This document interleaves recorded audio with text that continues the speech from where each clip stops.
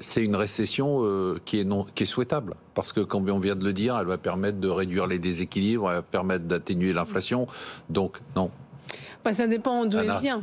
Si la récession elle vient que du consommateur, parce que en fait, malgré les aides étatiques, il perd du pouvoir d'achat. Oui, il va peut-être consommer un peu moins, mais comme je disais, de toute façon, on a une vague déflationniste sur les biens qui vient. Les services, peut-être, ça va aider les services à se calmer, même si aujourd'hui, elles ne sont pas source d'inflation. Ouais. Donc, tout dépend du type de l'origine de récession. Après, effectivement, normalement, dans la durée... Moi, je trouve que c'est une bonne nouvelle. Oui, mais ça ne va pas vraiment régler le problème d'inflation. Parce qu'aujourd'hui, encore une fois, la moitié de l'inflation, elle est drivée par les prix de l'énergie. Okay. Donc, tant qu'on n'arrête pas la guerre et qu'on ne trouve pas des sources alternatives énergétiques, oui, on peut mettre des caps et ça va faire baisser automatiquement l'inflation, mais ça ne change pas sa structure.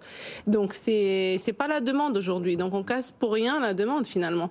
Et même si c'est une récession qui tire l'inflation à la hausse. Un peu quand même. Je sais que vous l'avez bien. Aux États-Unis, mais pas en Europe. Un peu en Europe aussi, quand même. Non, mais la seule chose, on a eu un effet rattrapage post-Covid, on avait besoin de consommer. Mais même aux États-Unis, je veux dire, le taux d'épargne aujourd'hui, il est moitié moindre que ce qui était avant la Covid, parce que les gens essaient de.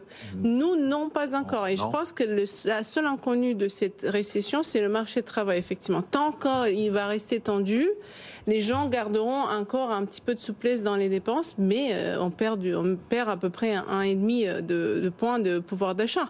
Oui, on aurait pu perdre le double, mais quand même, on perd du pouvoir d'achat.